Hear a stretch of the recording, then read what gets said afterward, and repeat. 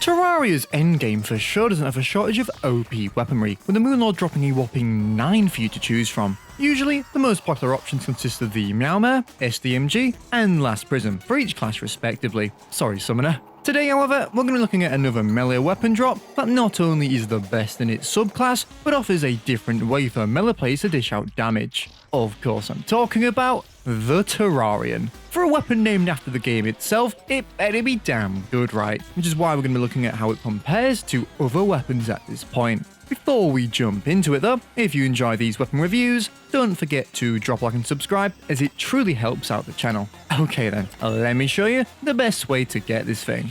As mentioned, the Terrarian is a Moonlord drop, meaning if it's your first time in this world, you're going to want to defeat the cultist and monotonously farm through the good old pillars. Once all 4 are down, in 60 seconds, you should expect the Moonlord to spawn. However, if you are reattempting, you can just craft a celestial sigil with each of the fragments and summon him that way instead.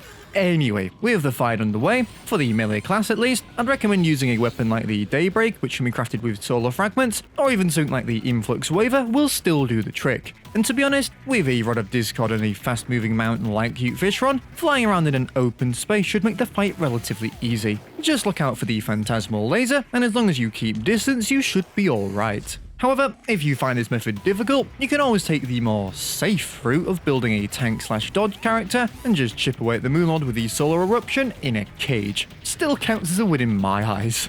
Anyway, whichever way you defeat the Moonlord, your soul will still be resting on RNG, giving you a 22.2% chance of obtaining the Terrarian from its treasure bag. And the thing is, don't worry if you don't get it first time, as any of the other melee drops will drastically help you defeat it for a second time. Alright then, let's take a look at this thing.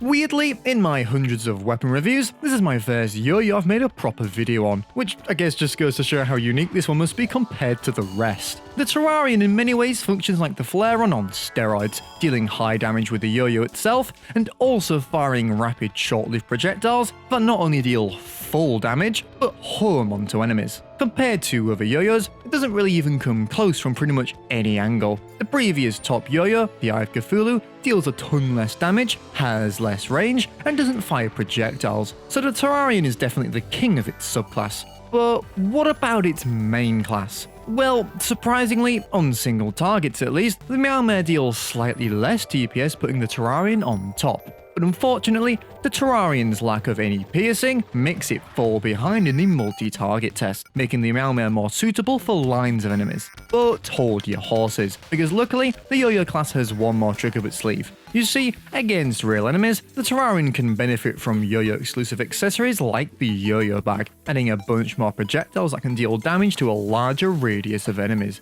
As you can see, although the Meowmere still wrecks, the Terrarian finds itself a lot closer in terms of dealing with groups. And well, if I'm honest, you probably won't notice much of a difference, and well, their true power comes at how much they can help you farm towards the Zenith. And to put it simply, the Terrarian won't let you down in basically any scenario, absolutely flattening invasions and events, and being able to take out almost any boss in the game in sub 30 seconds. Due to it being a yo-yo too, it's especially easy to aim, which can sometimes be a weakness of the Meowmere's arching projectiles. Also, as mentioned earlier, let's say you're after defeating the Moonlord multiple times for Zenith ingredients, the Terrarian will most definitely make short work of the cultist and blitz through the pillars, making the whole farming process a lot easier.